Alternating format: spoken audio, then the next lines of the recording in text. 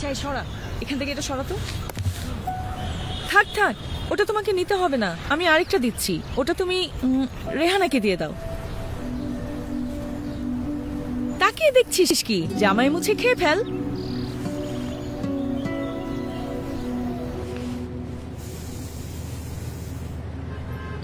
ফেলো না, এটা দিয়ে রেহানা ব্রাশ করতে পারবে। তোমাকে আমি নতুন একটা দিচ্ছি।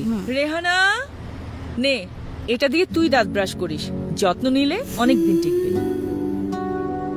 আর দিও না। এটা না, মা থামো, আমি তো খেতে পারবো না। একদম চুপ, সারাদিন রোজা রেখেছো, এতটুকু খেলে হবে? আরে নে শোনো। তোর ইফতার, রান্নাঘরে তোর জন্য ভাত রাখা আছে, নিয়ে নিস। হ্যাঁ কি রে, যা। সামনে তো ঈদ, রেহানার জন্য নতুন জামা। ওটা নিয়ে এত চিন্তার কি আছে? লামিয়ার গত ঈদের জামাটাই দিয়ে দেবো নে, ওটাই ওর নতুন জামা। কি খুব রাগ হচ্ছে? ভাবছেন এমন ঘটনাও ঘটে? কেউ এতটা নির্মম হতে পারে?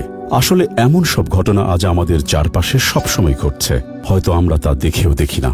অথচ এই ঘটনাগুলো তো একটু অন্যরকমও হতে পারত, যদি আমরা ভাবতে পারতাম ওরাও তো আমাদের মতো মানুষ, যদি ওদের তরে দেখাতে পারতাম একটু সহমর্মিতা ও মূল্যবোধের দৃষ্টি। আমরা চাইলেই পারি লামিয়া আর রেহানাকে সমান চোখে দেখতে, সমানভাবে বেড়ে ওঠার সুযোগগুলো দিতে। তাই আসুন এই যদিগুলোকে আমরা আজ থেকে সম্ভব করতে শুরু করি। তাহলে শুধু এই এক রেহানা নয়, আমরা পারবো এমন হাজারো রেহানার জীবনকে সুন্দর করে তার পাশে দাঁড়াতে। কারণ ওরাই তো আমাদের আগামী দিনের নারী।